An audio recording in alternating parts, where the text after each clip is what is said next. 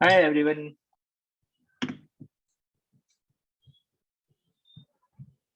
क्या आपको मेरी आवाज आ रही है? Am I audible? Yes, Ketul bhai. Fine. Hi everyone, good evening. So we will start the session. First of all thank you everyone for joining. Working day है, लेकिन वर्किंग डे के अंदर भी काफी लोग सीखने के लिए, जानने के लिए आए। उसके लिए आपका तहे दिल से धन्यवाद। So my name is C Ketul Patel. I run a company call accounting Baba. अगर अकाउंटिंग बाबा के बारे में किसी को पता नहीं है तो हम लोग का दो काम करते हैं। हम लोग कंपनीज को हेल्प करते हैं उनके अकाउंट्स डिपार्टमेंट के अंदर आदमी देने के लिए। हम लोग सीनियर लेवल के प्रोफाइल्स पे या फिर सीए हो, सीएफओ हो, हेड अकाउंटेंट हो, तो कंपनीज को हेल्प करते हैं राइट पर्सन ढूंढने में उनके अकाउंट्स डिपार्टमेंट के लिए। दूसरा, जो अकाउंटेंट्स होते हैं कि जिनको अकाउंट्स में अपना करियर स्टार्ट करना है या फिर उनको अकाउंट्स में आगे बढ़ना है, तो उनको अकाउंट्स का ट्रेनिंग भी देते हैं। तो ये दो मेजर चीजें हैं जो अकाउंटिंग बाबा करता है। ठीक है, अभी ये पर्टिकुलर इवेंट की अगर मैं बात करूं तो इवेंट रखने का मेन पर्पस ये था कि ये इवेंट जो हम लोग जो है रेगुलर बेसिस पे करते हैं, हम लोग जीएसटी के ऊपर, इनकम टैक्स के ऊपर, है ना, ऑडिट के ऊपर रेगुलर बेसिस पे इवेंट करते रहते हैं। तो ये इवेंट करने का एक ही पर्पस होता है कि हमारी जो कम्युनिटी है, अकाउंट्स की जो कम्युनिटी है ना, तो उनके लिए एक अच्छा प्लेटफॉर्म दे पाए जहाँ पे वो रेगुलर बेसिस पे नॉलेज ले सके। इसके लिए हम लोग ट्राई करते हैं कि रेगुलर बेसिस पे अच्छे अच्छे स्पीकर्स को हम लोग लाते हैं और हम लोग उनको वही कन्वे करते हैं कि आप एकदम इजी लैंग्वेज में आप उनको समझाना। जैसे क्या है कि जो एंट्री लेवल का पर्सन है, अगर कोई डेटा एंट्री ऑपरेटर भी है, तो उनको भी जीएसटी या फिर ऑडिट के बारे में समझ आना चाहिए। तो अकाउंटिंग बाबा में हमारा यही पर्पस होता है। वो अगेन, जैसे मैंने बोला कि ये पर्टिकुलर इवेंट जो हम रेगुलर बेसिस पे करते हैं उसका हम लोग कोई चार्ज नहीं करते, मतलब विदाउट एनी कॉस्ट हम लोग कैंडिडेट्स को रेगुलर बेसिस पे नॉलेज शेयर करते हैं। और हमारे को इतने अच्छे अच्छे स्पीकर्स भी मिल जाते हैं कि जो विदाउट एनी कॉस्ट अपना नॉलेज शेयर करते हैं। तो ओवरऑल आज का जो जीएसटी का पर्पस है, वेबिनार का जो पर्पस है, वो वही है कि जीएसटी के रिलेटेड जो भी प्रैक्टिकल चीजें हैं, रिकंसिलेशन करना है, ठीक है, इनवॉइसिंग का मैटर है, तो उसमें जीएसटी में लॉ ऐसा है कि रेगुलर बेसिस पे कुछ ना कुछ नोटिफिकेशन आता रहता है। इसके लिए हमको जीएसटी के रेगुलर अपडेट से या फिर जो भी कुछ नया आता है, तो इट इज़ वेरी इंपॉर्टेंट कि हम लोग उससे वाकिफ रहे। तो ये पर्टिकुलर इवेंट का यही पर्पस है। एकदम इजी लैंग्वेज में हम लोग ये इवेंट रखने वाले हैं। मैंने दोनों स्पीकर से यही रिक्वेस्ट किया है कि सर एकदम इजी लैंग्वेज में रखना जिससे सबको समझ में आए। ठीक है, आप इवेंट के अंदर कोई भी सवाल हो तो आप नोट डाउन करके रखो, और जो भी वो समझा रहे हैं तो उनको आप नोट डाउन उनको भी करके रखो, ताकि यह है कि आप वापिस रिवाइज भी कर पाओ या फिर उसके रिलेटेड कुछ सवाल है तो वो भी पूछ पाओ। ठीक है, तो ये बेसिक सा चीज है जो अपने को फॉलो करना है। आज की अगर मैं स्पीकर की बात करूं तो दोनों स्पीकर हितेश जी और महावीर जी वो एक ही फोन पे दे अग्रीड के सर हम लोग ये आपके साथ इवेंट करने के लिए रेडी है। हमारा जो प्रैक्टिकल एक्सपीरियंस है, मैंने उनको यही बोला कि आपका जो प्रैक्टिकल एक्सपीरियंस है जीएसटी के अंदर वो शेयर कीजिए।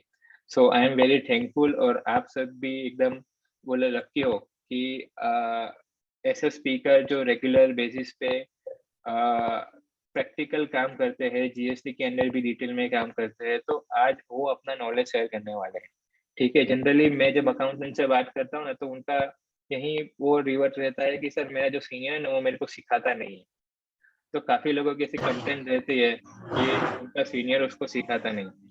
तो आज ये अपॉर्चुनिटी है, आज अपने पास मौका है कि फ्री में, और 3 डेज में बोलते हैं ना कि भाई आपको कहीं भी फ्री में ज्ञान मिल रहा है तो वो ले लेना चाहिए। So thank you everyone for joining. Start करने से पहले मैं दोनों स्पीकर्स के बारे में थोड़ा ब्रीफ आपको बताना चाहूंगा।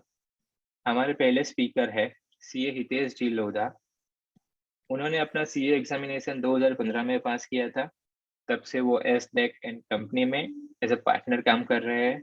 उनका जीएसटी के अंदर, इनकम टैक्स के अंदर, कंपनी लॉ के अंदर, बैंक ऑडिट के अंदर काफ़ी सारा अच्छा एक्सपीरियंस रहा है, अच्छे क्लाइंट्स के साथ एक्सपीरियंस रहा है।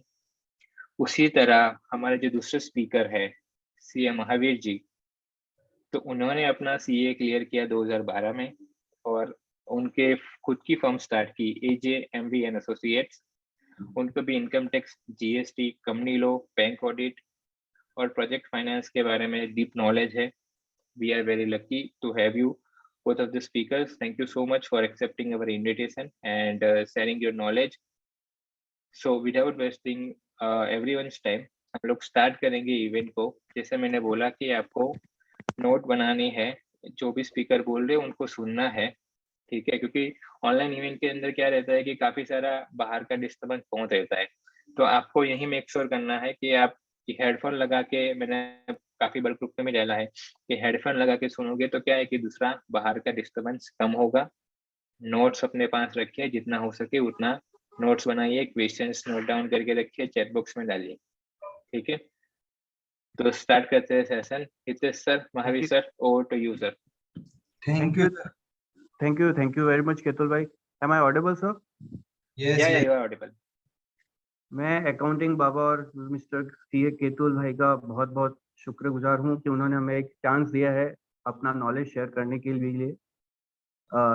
बीइंग अ वीकेंड, आज भी इतने तादाद में काफ़ी लोग जुड़े हैं क्योंकि जीएसटी हमेशा के लिए एक हॉट टॉपिक होता है। नए नए चेंजेस, नए नए अपडेशन इस लॉ में बहुत ही आम है। तो हम आज बेसिक ऐसी चीज़ें सीखने वाले हैं जो आपके डे टू डे लाइफ में अकाउंटिंग में बहुत काम आती हैं, लेकिन कहीं अधूरापन या कहीं अधूरे ज्ञान के कारण वो चीज़ें रह जाती हैं। तो एक तो नया एक हॉट टॉपिक है e invoicing, which is going to be applicable soon, already applicable, और हो सकता है कि आने वाले टाइम में वो 5 करोड़ के टर्नओवर को भी एप्लीकेबल हो जाए। तो हितेश भाई वो इनिशियली इसके बेसिक नॉलेज, इसके लॉ से रिलेटेड जो भी नॉलेज देंगे। उसके बाद जो बेसिक सवाल जो हमारे दिमाग में रहते हैं, जो छोटे-छोटे सवाल है जो हमें डे टू डे परेशान कर रहे हैं, उसके बारे में हम एक-एक करके डिस्कशन करेंगे। सेकंड हाफ में मैं आपको सीबी के अंदर जो नए जो चेंजेस आए हैं उसके बारे में, और जीएसटी रिकंसिलिएशन एक्सेल पे हम कैसे स्मूथ वे से कर सकते हैं, उसके बारे में बताएंगे। Over to you Hitesh bhai. Thank you, Mahavir ji. Hello friends, अभी जो मेरा टॉपिक है ई इनवॉइस के रिलेटेड, कि ई इनवॉइस के जो प्रोविजंस है और ई इनवॉइस किसके ऊपर कैसे एप्लीकेबल होता है और कैसे उसमें कौन सी चीजें अपने को ध्यान रखनी होती है ई इनवॉइस बनाते वक्त, या फिर ई इनवॉइस बन गया हो तो उसमें क्या चेंजेस कर सकते नहीं कर सकते, उसकी वैलिडिटी क्या है, टाइम पीरियड क्या है, कैसे क्या करना है, वो सारी चीजें अपने उसको point two point, one by one step मेरी पीपीटी के थ्रू एक्सप्लेन करता हूँ मैं आपको।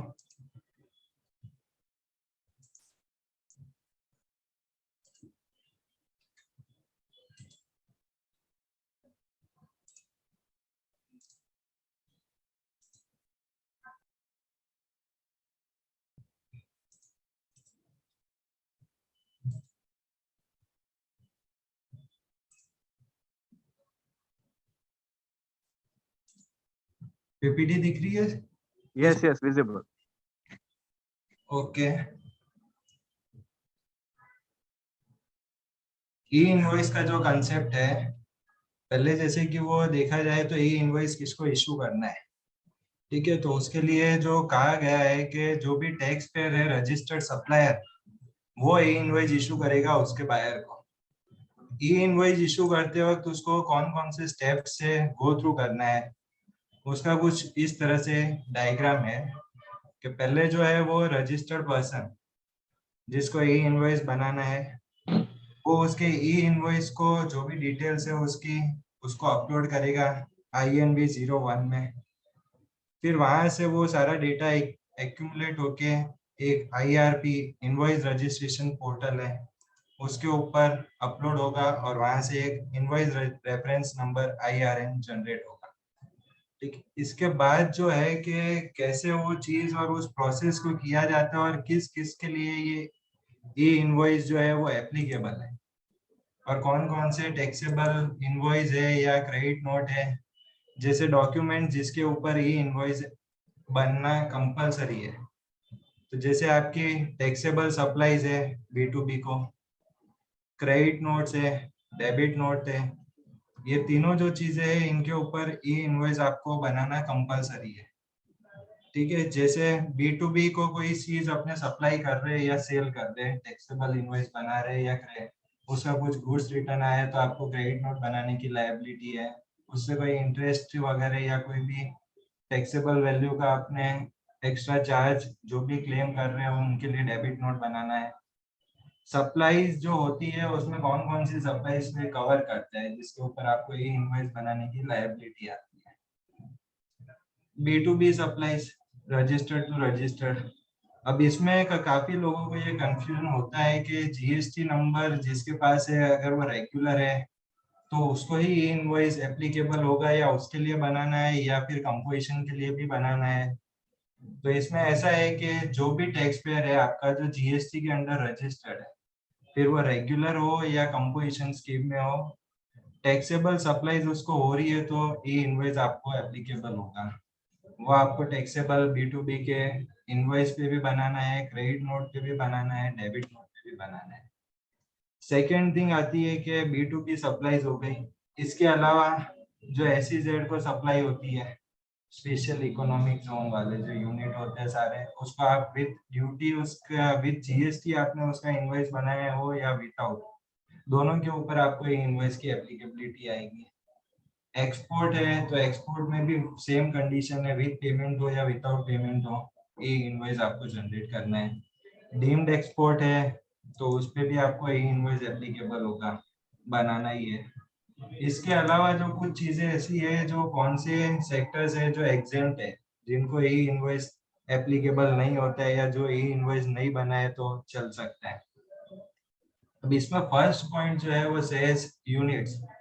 अब इसमें काफी कॉम्प्लिकेशंस ये होते हैं कि SEZ यूनिट्स लिखा है तो स्पेशल इकोनॉमिक जोन के जो यूनिट्स रन होते हैं वो इससे एग्जेम्प्ट है, लेकिन SEZ डेवलपर्स उनको इसमें एग्जेम्पशन नहीं दिया गया है। SEZ डेवलपर्स जो है, जो SEZ को डेवलप करते हैं, जो उस बॉन्डेड एरिया में SEZ को डेवलप करते हैं, उनको ये इनवॉइस एप्लीकेबल होता है, SEZ यूनिट्स को नहीं होता है। इंश्योरेंस कंपनी है, banking companies including NBFC, GTA, governments undertakings, local authority, goods transport agency, passenger transport agency और मल्टीप्लेक्स और सिनेमा, इनको ई इनवॉइस बनाने से एग्जेम्प्ट दिया गया है। इसके अलावा जो इशू है वो कि टैक्स पे जो है ई इनवॉइस का जो कंसेप्ट लॉ आया नोटिफिकेशन के थ्रू 1 अक्टूबर 2020 से, तो वो जिस टाइम इम्प्लीमेंट किया या उसको अप्लाई किया तब उसकी लिमिट 500 करोड़ पे रखी थी। उसको धीरे धीरे 100 करोड़ पे लेके आया, फिर 20 करोड़ पे लेके आया, 10 करोड़ पे लेके आ गए 1 अक्टूबर 2022। अब इसके लिए जो आपको इसकी एप्लीकेबिलिटी देखनी है तो उसमें जो टर्नओवर आपको एग्रीगेट टर्नओवर जो लेना है, तो आपके GST जब से इम्प्लीमेंट हुआ 2017-18 से लेके 31/3/2022 तक, किसी भी पीरियड में या फाइनेंशियल ईयर में अगर आपका टर्नओवर 10 करोड़ क्रॉस कर गया है 31/3/22 को, तो 1 अक्टूबर 2022 से आपको ई इनवॉइस बनाने की एप्लीकेबिलिटी या आप ई इनवॉइस के दायरे में आते हो। तब ई इनवॉइस जो बनाना है वो उसके ऊपर ये है कि जैसे 31/3/2022 को आपने आपकी एप्लीकेबिलिटी एक्सेप्ट किया, समझो आप एप्लीकेबल हो गया आपको ये इनवॉइस, तो पहले के जो 6 महीने गए उसमें आपकी लायबिलिटी नहीं थी। ठीक है, उस टाइम जो एप्लीकेबल लॉ था वो 1 अप्रैल 2022 से उनको था जिसका टर्नओवर मार्च 22 में 20 करोड़ क्रॉस कर गया था, तो उनके लिए वो तब भी एप्लीकेबल हो गया। और 10 करोड़ क्रॉस करने वालों को उस टाइम पे एप्लीकेबल नहीं था, लेकिन ये 6 महीने निकले तो 1 अक्टूबर से वो भी इसके नेट में आ गए। तो जैसे ई इनवॉइस के कुछ कंसेप्ट इस तरह से होते हैं कि ई इनवॉइस बनाना कब है, कैसे है और क्यों जरूरी है।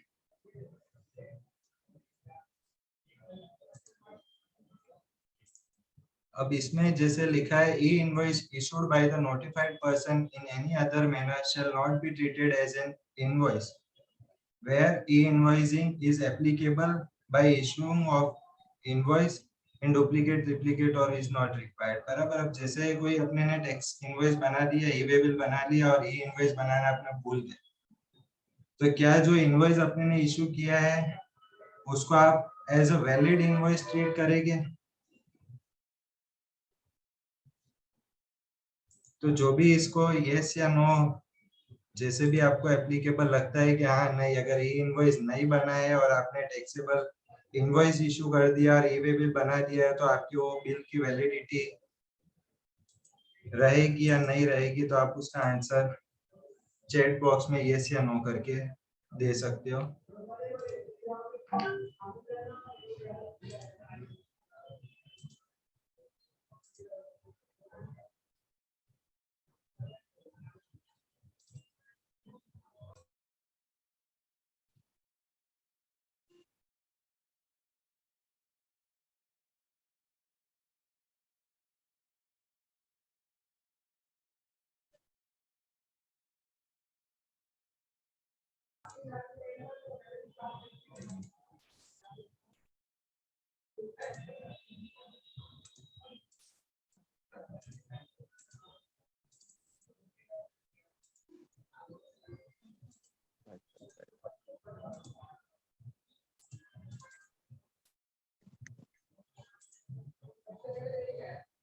स्क्रीन दिख रही है सबको?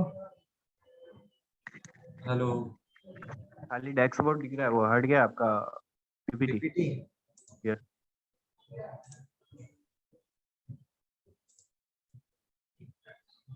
F5 कर दो उसका। ठीक है।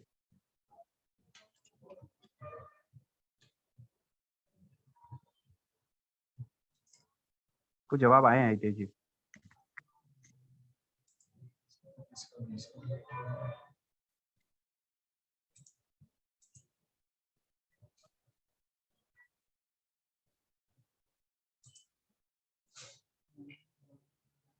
Yes, yes, Manchano, Gusti, yes, Gaurav Singh, yes, धीरज कुमारी, yes, yes, आशीष जनो। काफी सारे लोगों ने यस का है और काफी का रिप्लाई नो आया है। तब जैसे कि इसमें मैंने आपको क्वेश्चन किया है कि अगर अपने ई इनवॉइस नहीं बनाते हैं और टैक्सेबल इनवॉइस जो रेगुलर अपने बना रहे हैं वो प्लस ई-वे बिल बना दिया और ई इनवॉइस नहीं बनाया, तो उस बिल की वैलिडिटी या वो बिल एक्सेप्टेबल होगा या नहीं होगा। तो इसमें ये लॉ में कहा गया है कि जैसे आपने टैक्स इनवॉइस इशू किया, ई-वे बिल इशू किया, ठीक है, e-way bill is a concept कि आपका गुड्स के मूवमेंट के लिए आपको ई-वे बिल की जरूरत है। इनवॉइस आपका तब तक कंप्लीट इनवॉइस नहीं माना जाएगा जब तक आप ई इनवॉइस इशू नहीं करते। ई इनवॉइस इशू किए बिना का जो टैक्स इनवॉइस है उसकी कोई वैलिडिटी नहीं है कंप्लीट। तो जब तक आपका ई इनवॉइस नहीं बना है तब तक आपका वो बिल कंप्लीट टैक्स इनवॉइस नहीं है, वो इनकम्प्लीट इनवॉइस माना जाएगा। क्योंकि जो कंसेप्ट है ई इनवॉइस का, उसमें ये चीज लिखी है कि आपको तीनों चीजें होनी चाहिए। टैक्स इनवॉइस अगर आप बना रहे हो तो उसके साथ साथ आपको सेम डे या विद इन 24 आवर्स आपको उसका ई इनवॉइस जनरेट करना है। अगर आप किसी रीजन से भूल जाते हो या डिले हो जाता है, बाय डिफॉल्ट हो, मिस्टेक से हो या आपके ध्यान से निकल गया, कोई भी इशू हो सकता है, तो जब तक आपका ई इनवॉइस नहीं होगा तो जो आपका बायर है उसके 2A में ई इनवॉइस के थ्रू जो एंट्री नहीं दिखेगी तो वो जो क्रेडिट क्लेम कर रहा है वो वैलिड नहीं। सेम चीज आपके क्रेडिट नोट में अगर गुड्स रिटर्न आता है तो आपने क्रेडिट नोट इशू किया है तो आपको उसी टाइम या सेम डे ई इनवॉइस इशू करना है उसका। डेबिट नोट में भी सेम कंसेप्ट आता है। अब ई इनवॉइस में कुछ चीजें ऐसी है कि जिसके लिए लोगों को कंफ्यूजन होता है, उसके रिगार्डिंग भी कुछ ऐसे क्वेश्चन आंसर्स मावी जी ने प्रिपेयर की है कि जनरली आमतौर पे जो लोगों को कंफ्यूजन होता है या कोई इशू आता है कि छोटे छोटे ऐसे क्वेश्चन होते हैं जो क्लियर नहीं होते कि अगर ई इनवॉइस के रिगार्डिंग अपने कुछ इनवॉइस इशू किया है तो वो कैंसिल करना हो तो क्या टाइम पीरियड है, अल्ट्रेशन करना हो तो हो सकता है कि नहीं हो सकता है, ई इनवॉइस में कौन सी चीजें कवर होती है और किस पीरियड तक के ई इनवॉइस आप ऑनलाइन देख सकते हो नहीं देख सकते हो, वो सारी चीजें उसके अंदर वो एक कुछ एफएक्यूज है जो आपको शेयर करेंगे वो। हितेश भाई आप अपना एक बार स्क्रीन ऑफ कर दीजिए ना।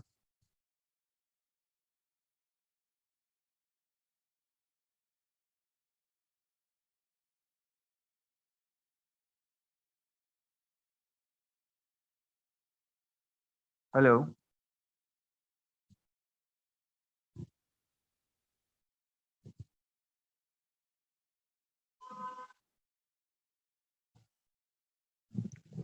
हेलो। ये सर ऑडिबल है, आप स्क्रीन भी ऑडिबल, दिख ओके रहा है ओके, आपका। स्क्रीन दिख रहा है ना। ये जी जी। कुछ बेसिक से सवाल है जो आपको ई इनवॉइसिंग रिलेटेड शायद परेशान कर सकते हैं, तो उसका हमने और जो भी हितेश भाई ने अभी बताया उसका सम अप जो है वो मोस्टली इन सवालों से आपको मिल जाएगा। फिर सबसे पहला ये है कि अचानक बैठे बैठे गवर्नमेंट को क्या जरूरत पड़ी, what is the aim of E invoicing. Hitesh bhai ये गवर्नमेंट क्यों ई इनवॉइसिंग लाना चाहती है? अनम्यूट कीजिए ना।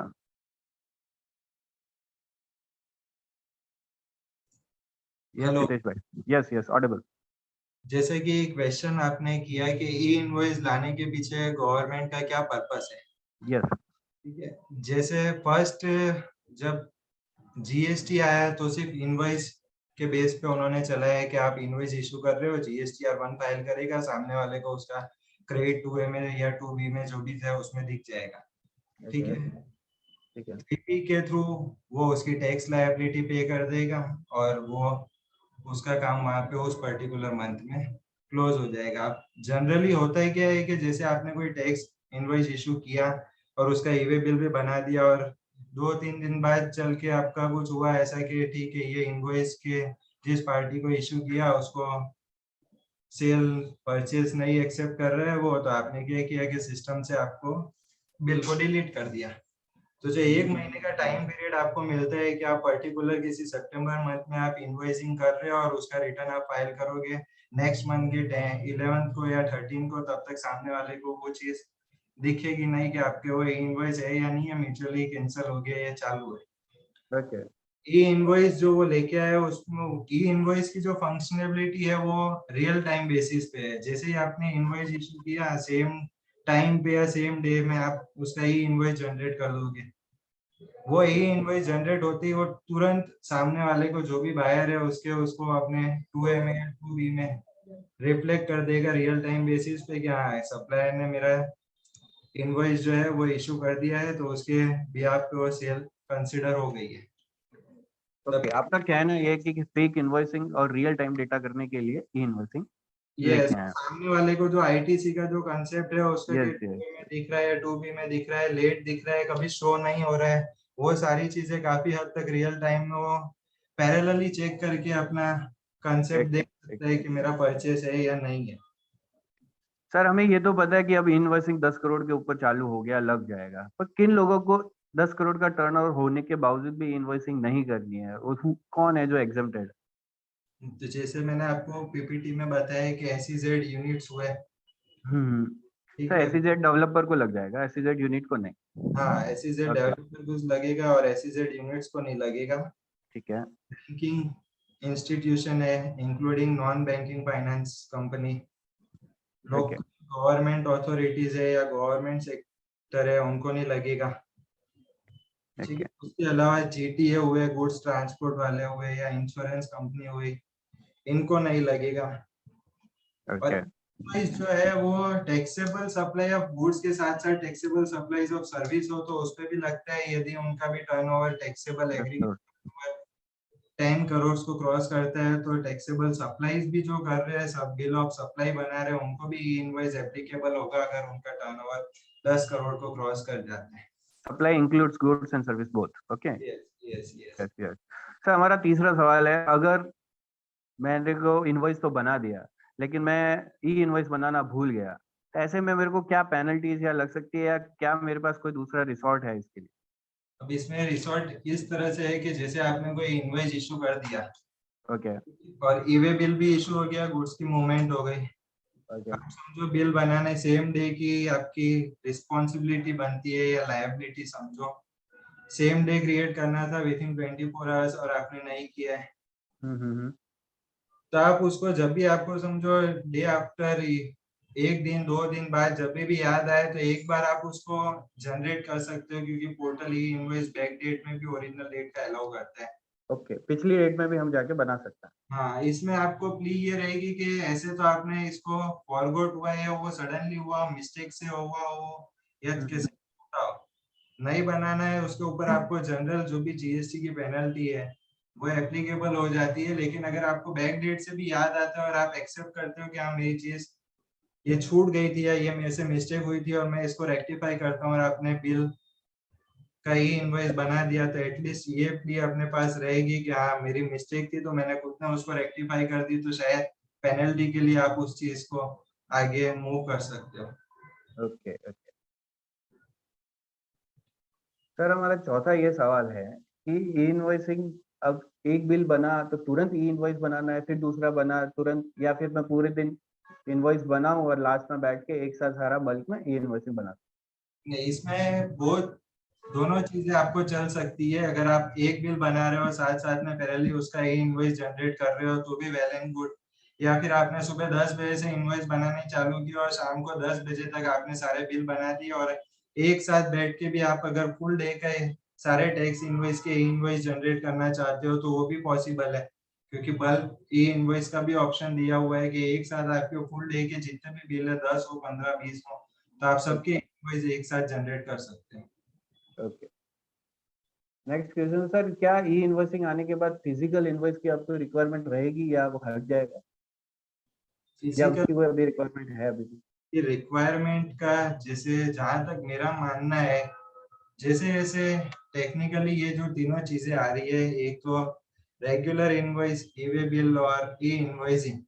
अब ई इनवॉइसिंग के थ्रू जो जनरेट हो रही है वो डेटा आपको जीएसटीआर 1 में भी दिखेगा, ई वे बिल में भी, वहां से ऑटो पॉपुलेट होके पार्ट ए में चला जाता है। तो फॉर ईज ऑफ कंप्लायंस आने वाले टाइम में ऐसा हो सकता है कि फिजिकल इनवॉइस की जरूरत नहीं और ई इनवॉइस ही चले। Okay, for the time being अभी तो दोनों ही चलेगा। अभी तो दोनों ही है। कंपोजिशन टैक्स पेयर है जो जीएसटी की कोई क्रेडिट लेने वाला ही नहीं है, तो उसका ई इनवॉइसिंग बनाना जरूरी है मुझे? यस यस, आपको उसका भी इनवॉइस बनाना जरूरी है, क्योंकि उसमें जो लिखा है that is a tax payer who is registered under GST regime, तो उसमें वो रेगुलर भी आ गया और कंपोजिशन वाला भी आ गया। ओके, तो फिर B2C अगर तो उनको तो कोई जरूरत नहीं है ई इनवॉइसिंग नहीं बनाने नहीं, अनरजिस्टर्ड कस्टमर्स के लिए आपको इनवॉइस बनाने की कोई जरूरत नहीं है, क्योंकि उनको टू वे में जो क्रेडिट का जो कंसेप्ट रखा है आईटीसी का, जो रियल टाइम फैक्टर में दिखना चाहिए, तो वो उनके लिए रिक्वायर्ड नहीं है, तो उनकी ई इनवॉइस भी कंपलसरी नहीं है। में? ई इनवॉइसिंग के जो डेटा होंगे अपन फील्ड करने के बाद ऑटोमेटिक ई वे बिल में भी ये ऑटो पॉपुलेट हो जाएंगे, ई वे बिल नहीं बनाना है, या उसका क्या इशू है? अब जैसे सारे जो सॉफ्टवेयर और प्रोग्राम्स जो डिजाइन हुए हैं, भले वो टैली ईआरपी हो या एम्पायर हो, कोई भी सॉफ्टवेयर आप यूज कर रहे हो, तो सॉफ्टवेयर वालों ने खुद ही ऐसा प्रोग्राम डिजाइन किया है कि 1 क्लिक में आपका ई इनवॉइस जनरेट हो जाता है, और ई इनवॉइस का पोर्टल जो है वो आपके जीएसटीआर 1 से और ई-वे बिल से लिंक्ड है। तो ई-वे बिल के अंदर पार्ट ए का जो पोर्शन है आपका रिगार्डिंग जो भी टैक्स इनवॉइस में जो डिटेल्स है वो ऑटो पॉपुलेट होके आ जाता है। Part B regarding the transportation details वो आपको मैन्युअल एंटर करना पड़ेगा। Okay, regarding the next question, reverse charge mechanism के जो भी इशू है इनवॉइसेस हैं, क्या उसके लिए ई वे बिल बनाना है मुझे? उसके अंदर ऐसा है कि इनवॉइस। अगर कोई सप्लाई ऑफ सर्विस आपके पास आ रही है तो वो केस में आरसीएम में बिल ऑफ सप्लाई आप इशू करोगे, उसके regarding credit note debit note कुछ भी हो तो आप ई इनवॉइस नहीं बनाओगे तो भी चलेगा। ओके, मतलब ई इनवॉइस रिवर्स चार्ज में मुझे ई इनवॉइसिंग नहीं बनाना। डेबिट नोट क्रेडिट नोट को अभी ई इनवॉइसिंग अलग से सबका करना पड़ेगा या यस, सिर्फ इनवॉइस का है? यस, डेबिट नोट और क्रेडिट नोट की इनवॉइस बनेगी। तो कहना है मॉडिफाई इनवॉइस मेरा बन गया है, कुछ गलत हो गया है, तो ई इनवॉइसिंग को मैं मॉडिफाई करके वापस ठीक ठाक कर सकता हूँ या फिर मुझे कैंसिल ही करना होगा जैसा e way bill note? E invoice में जो ऑप्शन आपको दिया गया है कैंसलेशन का और अल्टरेशन का, मॉडिफिकेशन में जहां तक ऐसा है कि आप बिल को अगर मॉडिफाई कर रहे हो तो फुल अल्टरेशन आपको अलाउड होगा, लेकिन पार्ट अल्टरेशन आप किसी पर्टिकुलर डिस्क्रिप्शन ऑफ गुड्स वगैरह एक आध दो चीजों में चेंज कर रहे हो तो मॉडिफिकेशन अलाउबल नहीं है। और 24 घंटे के अंदर अगर आपको ऐसा होता है कि ये बिल में मॉडिफाई करना है या कोई भी ऐसा इशू है जिसकी वजह से आपको लगे कि ये बिल कैंसिल हो सकता है, तो आप 24 घंटे के अंदर अगर चाहो तो कैंसिलेशन पॉसिबल है। उसके बाद आपको कैंसिल करना हो तो ऑप्शन नहीं रहेगा, आपको उसके सामने फुल अमाउंट का सेम बिल का क्रेडिट नोट इशू करना पड़ेगा और वापस नया इनवॉइस इशू करना पड़ेगा। सर ये ई इनवॉइसिंग में है ना 3 वर्ड आ रहे हैं बार बार, IRP, IRN और QR, इसके बारे में कुछ आप बताएं। IRP जो वर्ड है वो है रिगार्डिंग इनवॉइस रजिस्ट्रेशन पोर्टल। ये वो प्लेटफॉर्म है जहाँ पे टैक्स पेयर अपने ई इनवॉइस के रिगार्डिंग रजिस्ट्रेशन करके आईडी पासवर्ड के थ्रू इस प्लेटफॉर्म पे ई इनवॉइस जनरेट कर सकते हैं। जो ई इनवॉइस जनरेट होता है उसके ऊपर कुछ डिजिट में एक रेफरेंस नंबर दिया हुआ होता है, उसका नाम जो है वो इस तरह से IRN कोड किया है जो डिफाइन करता है कि इनवॉइस रेफरेंस नंबर है। और QR code is the code, bar code है जिसको आप स्कैन करो या जो आपको उसके स्कैनिंग पे पूरे ई इनवॉइस की डिटेल उसमें रिफ्लेक्ट कर देता है।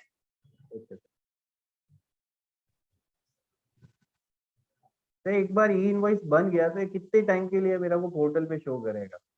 जैसे आज के जब भी अपने ई इनवॉइस के पोर्टल को ओपन करके देखते हैं तो मैक्सिमम 3 दिन के आपको ई इनवॉइस 72 आवर्स के ई इनवॉइस आपको विजिबल होते हैं। ई इनवॉइसिंग आने से मेरा रिकंसिलिएशन इजी हो जाएगा? यस, आपका ई इनवॉइसिंग आने की वजह से रिकंसिलिएशन काफी इजी हो जाएगा। जैसे पहले रिकंसिलिएशन के लिए अपने क्या करते थे कि परचेज की बिल अपने पास आए सप्लायर से, अब वो अगला GSTR1 फाइल करेगा, तब तक अपने को 30 दिन या 25-30 दिन जो भी आप मानो, एक महीना समझ लो, वेट करना पड़ता है कि 2A या 2B में आपको कई बार भरते ही नहीं है तो फिर नेक्स्ट मंथ तक वेट करो। हाँ, और नेक्स्ट मंथ भी होता है और फिर 2-3 महीने भी अगर नहीं भरता है अगला, या सपोज करो जून का उसने आप सितंबर या अक्टूबर में फाइल किया तो सारी एंट्री आपको इस पीरियड में दिखेगी 2B के अंदर। रिकंसिलिएशन इजी हो जाएगा। रिकंसिलिएशन इजी हो जाएगा क्योंकि ये तो रियल टाइम पे चलता है, तो रिकंसिलिएशन इजीली पॉसिबल है।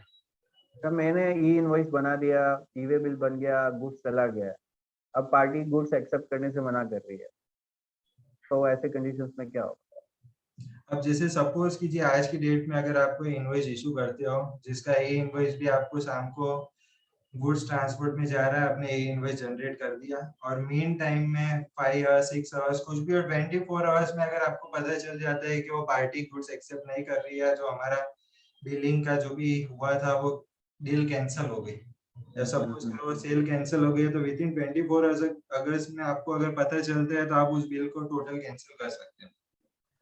पर आफ्टर 24 अगस्त अगर ऐसा होता है कि 2 दिन या 3 दिन बाद पता चला तो क्या हो सकता है, तो उस केस में आपको उसके सामने पूरा क्रेडिट नोट इशू करके वो इनवॉइस को जीरो करना पड़ेगा। ये how E invoicing link to GST return sir? E invoicing को जीएसटी रिटर्न से लिंक कैसे किया गया? जैसे आपको बताया कि टैक्स इनवॉइस जो भी अपने इशू करते हैं उसके पैरेलली अपने ई इनवॉइस रेज करते हैं। ई इनवॉइस और जीएसटी पोर्टल, IRP पोर्टल और जीएसटी कॉमन पोर्टल का जो आपस में लिंक है कि यहाँ से जैसे ई इनवॉइस जनरेट होगा वो डेटा ऑटो पॉपुलेट होकर आपके GSTR1 में चला जाएगा। तो जो भी डेटा आपके GSTR1 में आपने फुल मंथ में जितने भी ई इनवॉइस इशू किए वो सारा डेटा GSTR1 में सेल्स में ऑटो पॉपुलेट होके शो होता है, और उस चीज को आपको एक बार डाउनलोड करके आप वेरीफाई कर सकते हो, उसको क्रॉस चेक किया हाँ सारे बिल कवर हो गए या कोई बिल छूट गया है, कोई कैंसिल करना है कि नहीं रहा। बिल्कुल। लास्ट सवाल है सर, ई इनवॉइसिंग आने वाले टाइम में ई वे बिल को रिप्लेस कर देगा या दोनों चीजें चलने वाली हैं? अभी तक का जो कंसेप्ट ई वे बिल का और ई इनवॉइस का जो डिफाइन किया गया है कि ई इनवॉइस जो आया वो आपके टैक्स इनवॉइस की मिरर कॉपी है जो रियल टाइम में आपको उस टैक्स इनवॉइस को ऐसे बायर को शो करता है। और ई वे बिल का जो कंसेप्ट है वो है कि आपको मूवमेंट्स ऑफ गुड्स के लिए ई वे बिल बनाना है। तो अभी पॉसिबिलिटी इस तरह से है कि अगर ईज ऑफ कंप्लायंस को अगर गवर्नमेंट ध्यान में रखते हुए अगर दोनों पोर्टल को एक कॉमन पोर्टल कर देती है जहाँ पे आपको ई इनवॉइसिंग का प्लेटफॉर्म जीएसटीआर 1 का और ई वे बिल का तीनों एक ही जगह मिलेगा और सिंगल क्लिक में तीनों चीजें हो जाएगी, तो आने वाले टाइम में ऐसी कोई फंक्शन मे भी अगर रिमूव कर दें और इस सबको एक साथ क्लब ये कर दें। हटा के आपको सिंगल ही एक रखेगी ई इनवॉइस जिसमें आपका जीएसटीआर 1 भी ऑटो प्रिपेयर हो जाएगा, ई वे बिल की भी रिक्वायरमेंट नहीं होगी। या हो सकता है कि ई इनवॉइस में सेकंड पार्ट इशू अमेंड करके या ड्राफ्ट करेंगे जहाँ पे ट्रांसपोर्टर रिलेटेड की जो 2-3 कॉलम चाहिए होते हैं, व्हीकल नंबर और ट्रांसपोर्टर नेम वगैरह और डिस्टेंस, वो डाल दे तो हो सकता है ई वे बिल भी एक जो ऑप्शन है पोर्टल का वो हट सकता है। ओके, थैंक यू हितेश भाई। केतुल भाई, अभी रिगार्डिंग ई इनवॉइसिंग कोई भी अगर क्वेरी है regarding particular topic of E invoicing तो हम वो क्वेरी ले सकते हैं। क्वेश्चन सर लास्ट में ही रखो एक साथ में। Okay sir. हाँ ठीक। ठीक है।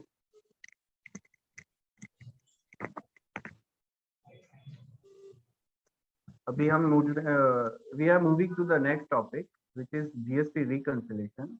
जीएसटी रिकंसिलिएशन एक्सेल के थ्रू हम कैसे इजीली कर सकते हैं उसके बारे में मैं आपको थोड़ा सा बता देता हूँ।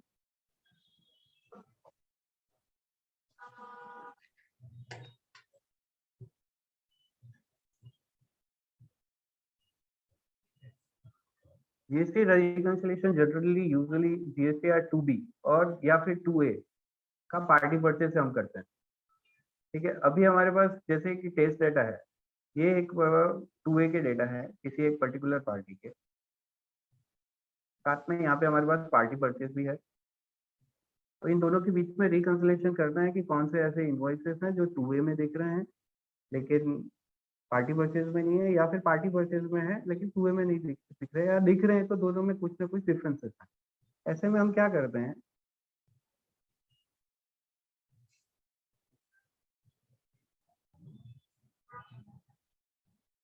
टू ए के डेटा और पार्टी परचेज के डेटा जो भी है उन दोनों को आप एक ही शीट में मर्ज कर लीजिए।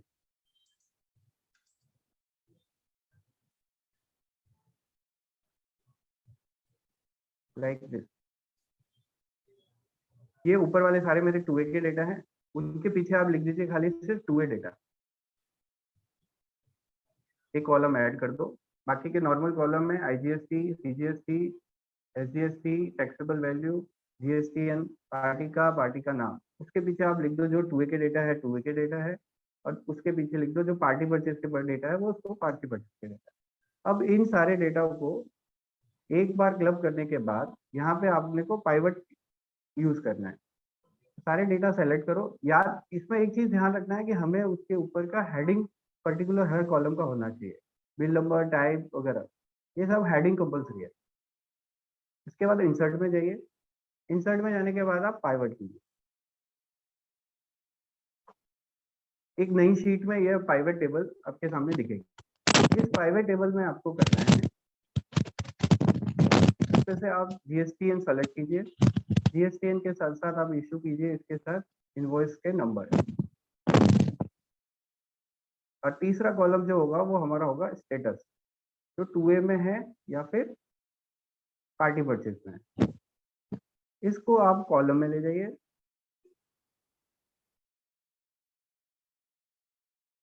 तो यहाँ पे हमारे पास बिल की इनवॉइस की डिटेल हो गई पार्टी वाइज। साथ में हमको डेटा चाहिए जीएसटी के regarding taxable value, IGST, CGST, SGST, ये हमारे पास डेटा आ गया है। ये का ये मैंने आपको यहाँ पे ऑलरेडी इसमें किया हुआ है। ठीक है, ये हमारे पास इस तरीके से कुछ डेटा दिखेंगे। अब यहाँ पे जो डेटा है ये अपने को बिल इनवॉइस नंबर आ गया लेकिन इनवॉइस नंबर साथ में है। इसको अलग करने के लिए आप सिर्फ इस पे राइट क्लिक कीजिए, पाइवट टेबल ऑप्शंस पे जाइए और यहाँ पे डिस्प्ले ऑप्शन एक दिखेगा आपको, डिस्प्ले ऑप्शंस में क्लासिक पाइवट टेबल, ठीक है, यहाँ पे बिल इनवॉइसेस अलग हो गए और जीएसटी नंबर अलग हो गया। अब ये जीएसटी नंबर में टोटल भी आ रही है, अब हम इस टोटल को भी हटा देते हैं। वापस से राइट क्लिक कीजिए, यहाँ पे एक फील्ड सेटिंग है, फील्ड सेटिंग में जाइए और नन कर दो। देखिए नन करने से अब क्या हो गया, टोटल हट गई। अब हमारे पास इनवॉइसेस सामने है, ये इनवॉइस दिख रहा है, ठीक है। ऊपर अपने इन पार्टी परचेस है,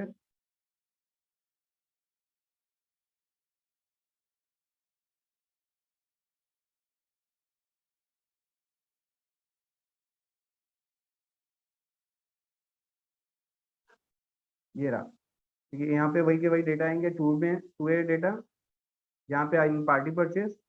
अब बस हमारे पास इन दोनों का इनवॉइसेस वाइज है, जैसे 331 का एक इनवॉइसेस है, इसमें 2A के डेटा यहाँ पे हमारे पास है, इसके सामने यहाँ पे हमारे पास इन पार्टी परचेस में कोई डेटा नहीं। अभी आप एक फॉर्मूला यूज कीजिए, जो टैक्सेबल वैल्यू है जो 2A में दिख रही है उसको माइनस कर लीजिए जो पार्टी परचेज में है उससे, तो यहाँ पे एक डिफरेंस क्रिएट हो गया। ये 36,090 का एक डिफरेंस क्रिएट हुआ। ये डिफरेंस है रिगार्डिंग कि ये इनवॉइस 2A में दिख रहा है लेकिन पार्टी परचेज में नहीं है। इन द सेम वे सारे आपको एक बार अगर आप इसको फॉर्मूला यहाँ पे कॉपी पेस्ट कर लेंगे, ये फॉर्मूला नीचे कैरी फॉरवर्ड हो जाएगा।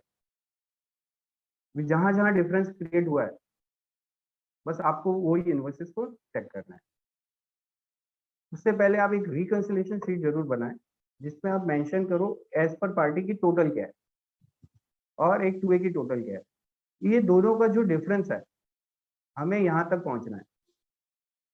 ये डिफरेंस क्यों है उसका पता हमने कहाँ से किया, यहाँ से T7। अब यहाँ पे जो जो इनवॉइसेस है, जैसे ये इनवॉइस है जो भी पॉजिटिव में डिफरेंस आ रहा है मतलब वो 2A में है लेकिन परचेज पार्टी में नहीं है, तो ये 2A में है और परचेज पार्टी में नहीं। तो हम यहाँ पे एक मेंशन करेंगे shown in party purchase but not found in 2A, shown in 2A but not found in party purchase. ये वाला बिल यहाँ पे आ गया भावना ग्रीन कलेक्शन। बाकी के बिल जो भी है उसमें सिर्फ और सिर्फ अमाउंट डिफरेंस है। देखिए यहाँ पे अमाउंट डिफरेंस है,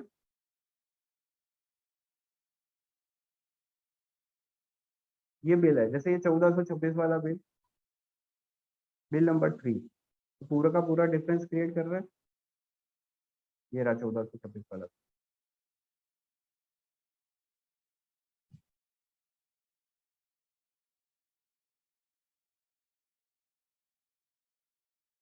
इस तरीके से ये पूरा का पूरा टैक्सेबल और अल्टीमेटली जो फाइनल ये रिकंसिलिएशन है ये, और ये लगभग लगभग आपका मैच हो जाएगा।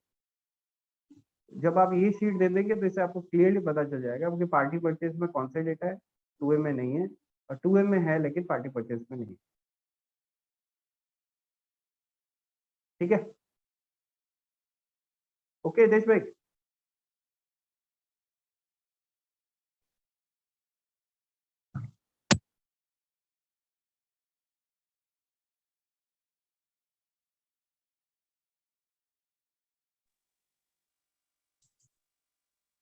हेलो जी सर। फ्रेंड्स, अभी आपको किसी को भी पीपीटी जो है ये रिकंसिलिएशन शीट जो मावी जी ने बताई है आईटीसी क्रेडिट की, उसके रिगार्डिंग कोई भी क्वेश्चन हो या कोई भी फॉर्मूला है जिसको समझना हो तो आप वो क्वेश्चन तुरंत ही रेज कर दीजिए। तो शीट ओपन है तो आपको वापस उस चीज को बता सकते हैं कि कहाँ से क्या क्या कैसे होता है। आप चैट बॉक्स में भी डाल सकते हो क्वेश्चन, या फिर अगर पॉसिबल हो तो आप आपका माइक अनम्यूट कर दो, उसके बाद भी आप पूछ सकते हो, तो सबको बेनिफिट होगा आपके क्वेश्चन का। जैसे गौरव जी ने डाला है कि ये किस में यूज होता है, sample sheet in group. Okay same sir, फिर से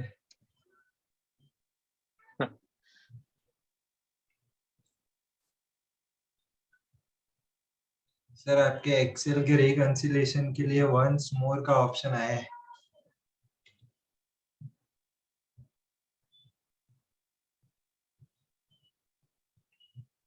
महावीर जी आपका आवाज नहीं आ रहा। हेलो, अभी आ रहा हाँ है अभी, सर? जी जी जी जी अभी आ रहा है। ओके आपके रिकंसिलिएशन के लिए वंस मोर का ऑप्शन आया है। सर, टू वे डेटा हमारे पास कुछ टू वे डेटा होंगे और कुछ होंगे पार्टी परचेज के डेटा, जिसको हमें रिकंसाइल करना है कि कौन से ऐसे डेटा है जो टू वे में है लेकिन पार्टी परचेज में नहीं है, और पार्टी परचेज में है और टू वे में नहीं है, या फिर है दोनों में लेकिन कुछ अमाउंट का डिफरेंस है या डेट का डिफरेंस है। ऐसे में आप क्या कीजिए, एक बार टू वे के डेटा को इस फॉर्मेट में आप कॉपी पेस्ट कर दीजिए और पीछे एक स्टेटस डाल दीजिए कि ये टू वे के डेटा है, जिससे पता चलेगा कंप्यूटर को ये टू वे के डेटा है। उसके पीछे नीचे के नीचे आप सेम फॉर्मेट में सारे डेटा आप डाल दो, ठीक है, और पीछे लिख दो आप इन पार्टी परचेज। ओके, ये एक शीट बन जाने के बाद आप कंट्रोल ऑल करके इसको सेलेक्ट कर लीजिए, इंसर्ट ऑप्शंस में जाइए और पाइवट टेबल पे क्लिक कीजिए। यहाँ पे एक अपने को नई न्यू वर्कशीट क्रिएट करने को बोलेगा पाइवट के लिए, आप ओके कर दीजिए। नई वर्कशीट क्रिएट हो गई। वर्कशीट क्रिएट होने के बाद हमें जो वेरिफिकेशन करना है दोनों के बीच में, वो करना है जीएसटी के बेसिस और उसके इनवॉइसेस के बेसिस। यहाँ पे आप इनवॉइस नंबर ले लीजिए। हमें क्या डिफरेंस दो लोगों के बीच में चाहिए, वो है स्टेटस की रेफरेंस टू ए और पार्टी परचेज। इसको आप कॉलम के सीट में ले जाइए। यहाँ आपका कॉलम चीज बन गया। ओके, अब हमें क्या क्या डेटा चाहिए, वो है हमें जिसके बीच में डिफरेंस ढूंढना है, वो है taxable value, IGST, CGST, SGST. ये आपके डेटा रेडी हो गए। लेकिन आप यहाँ देखेंगे इनवॉइस इसके साथ में ही आ रहा है, ये फॉर्मेट सही नहीं है, रीडेबल फॉर्मेट नहीं है। यहाँ पे आप राइट क्लिक कीजिए और एक पाइवट टेबल ऑप्शन आएगा, इसमें आप डिस्प्ले में जाइए और क्लासिक पाइवट लेआउट कर दीजिए। इससे आपके इनवॉइसेस अलग हो जाएंगे, इनवॉइस बिल नंबर। अब आप यहाँ देखेंगे कि टोटल का फॉर्मूला भी आ रहा है साथ में। अब इसको भी हम अलग कर देते हैं। राइट क्लिक कीजिए, फील्ड सेटिंग में जाइए और नन कर दो। सिंपली आप देख लो जीएसटी नंबर के साथ साथ उसका इनवॉइस डिटेल आ गया है। अब ये जीएसटी नंबर है, उसका ये बिल नंबर 331 वो टू वे में यहाँ पे हमको शो कर रहा है। इसको आप कलर भी कर सकते हैं, इससे पता चले कि ये टू वे के डेटा है, टू वे में शो कर रहा है बट इन पार्टी परचेज नहीं है। तो ये हमारा डिफरेंस ये हो गया कि ये टू वे में दिख रहा है लेकिन हमने इसकी क्रेडिट अभी तक नहीं ली। हम पार्टी से पूछ सकते हैं, भैया तेरे पास ये इनवॉइसेस है तो हमें प्रोवाइड कर दो और इसकी क्रेडिट क्लेम कर लो अगर विद इन टाइम लिमिट हो तो। इसके बाद जैसे ये इनवॉइस नंबर है एमसीक्यू, अभी इसमें टू वे में भी दिख रहा है, उस पर भी दिख रहा है, क्लियर है। अब खाली हमें अगर इसके डिफरेंसेस निकालना है तो आप क्या कीजिए, यहाँ पे डायरेक्ट प्लस करके अगर वहां से जाओगे तो ये पूरा पाइवट है, लेगा नहीं। आप सिर्फ यहाँ क्या कीजिए, वो सेल का नंबर देख लीजिए। यहाँ पे नंबर है सेल का सी, टैक्सेबल वैल्यू के लिए C6, और पार्टी परचेज में वही है G6। तो आप यहाँ कीजिए C6 माइनस G6। तो यहाँ पे आपका डिफरेंस क्रिएट हो गया। यही डिफरेंस हमें आईजीएसटी में भी लेना है, टी और एफ में भी लेना है। अब इसी चीज को आप नीचे ड्रॉप डाउन कर दो, जहां जहां आपका डिफरेंस होगा जिस इनवॉइसेस में, वो यहाँ शो हो जाए।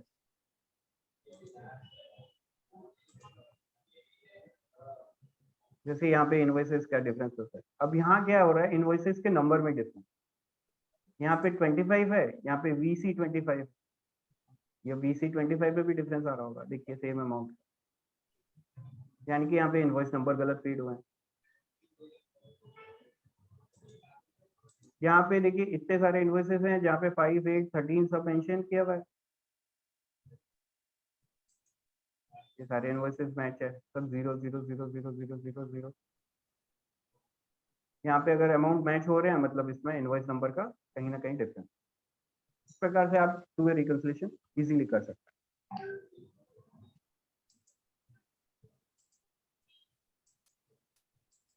यहाँ पे एक सवाल है, can we remove zero value from empty cell.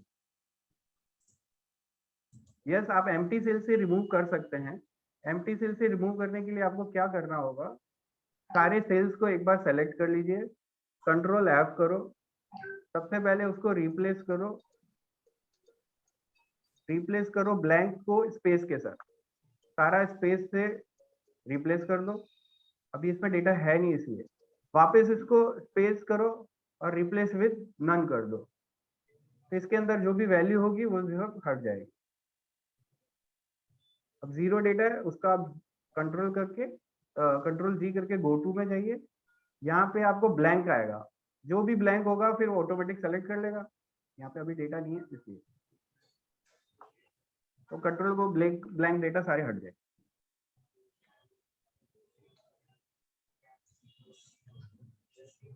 Any other question? Hello. Yes. Should we do Yeah. reco with 2A only or 2B? या sir. Yes sir. Regarding this, आप अगर मंथली रिकंसिलिएशन कर रहे हैं और तो आपको हर मंथली आपको 2B से रिकंसिलिएशन करना चाहिए, कि जो आपके Okay. इनवॉइसेस दिख रहे हैं और उसकी क्रेडिट हमें मिल सकते हैं। Okay. ईयरली बेसिस पे अगर आप रिकंसिलिएशन करते हैं, आप उसको 2A से मैच कर लीजिए। अगर कहीं कौन हो से सकता बेसिस है पे सर? 2A, sorry. 2A। हाँ, मतलब मंथली बेसिस पे 2B and yes, yearly 2A basis पे आप कर रहे हो तो आप उसको 2A से रिकंसाइल करके आप इनवॉइसेस निकाल सकते हैं। ईयरली उसमें बेसिस पे 2A। यस, या क्योंकि कई बार हो सकता है अगस्त का बिल उसने सितंबर में दिखाया होगा। Yes yes sir. Okay, okay sir.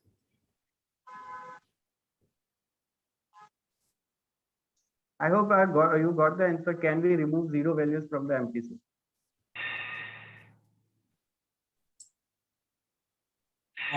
और भी किसी को कोई क्वेश्चन हो तो आप प्लीज पूछ सकते हैं। हेलो हेलो सर, जैसे GSTR 2 में बैंकिंग में जो बैंक चार्जेस लगते हैं, जो हमारे स्टेटमेंट से मान लो 5 रुपीज जी 10 जी रुपीज जी जो जी कटता है, जी तो GSTR 2 में शो करता है, तो उसका एंट्री कैसे लेना है, मतलब हमको और क्रेडिट में किस तरह से लेना है? उसकी सर अगर आपका जैसे 30 रुपए का चार्जेस है, जी ठीक है, उसके ऊपर कुछ GST लग रही है, तो जी आप क्या कीजिए, 30 रुपए को बैंक चार्जेस में बुक कीजिए, और जी उसका जो GST है जो भी अगर 9% का GST लग रहा है, तो उसको जी आप सर, GST लेजर में CGST और SGST में लेजर में ले जाइए।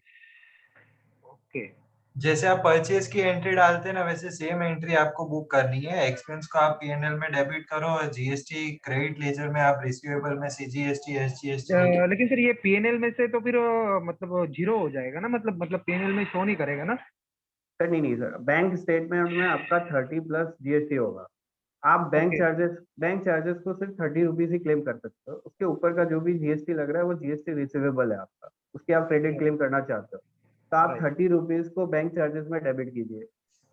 बराबर उसके ऊपर की CGST और SGST जो है उसको रिसीवेबल में, यानी कि CGST रिसीवेबल 9%, SGST रिसीवेबल 9% को बुक कर लीजिए। ओके ऐसे आपकी GST जो आप क्लेम कर रहे हो इनपुट क्रेडिट, वो सीधा क्रेडिट लेजर में चली जाए। बराबर होता ये है, आप सही, आपका सवाल बिल्कुल सही है। होता ये है कि हम क्या करते हैं, GST के साथ सारा का सारा बैंक चार्जेस क्लेम कर लेते जी हैं, वो गलत है। राइट अगर वो कर रहे हो इसका मतलब आप इनपुट क्रेडिट छोड़ रहे हो, यू आर लेफ्ट, उसका लेफ्ट हो रहा जी जी है। Okay, thank you for the question. Thank you sir. और किसी का भी कोई क्वेश्चन हो तो पूछ सकता है। और मैं सबसे रिक्वेस्ट करूंगा कि जितना भी हो सके वो आप नया से नया सीखिए, GST के बारे में, ऑडिट के बारे में, इनकम टैक्स के बारे में। बिकॉज क्या होता है कि अब मैं रेगुलर इंटरव्यूज वगैरह करता हूँ, तो मोस्टली जो रिजेक्शन आते हैं वो उनकी टेक्निकल स्किल्स की वजह से आते हैं।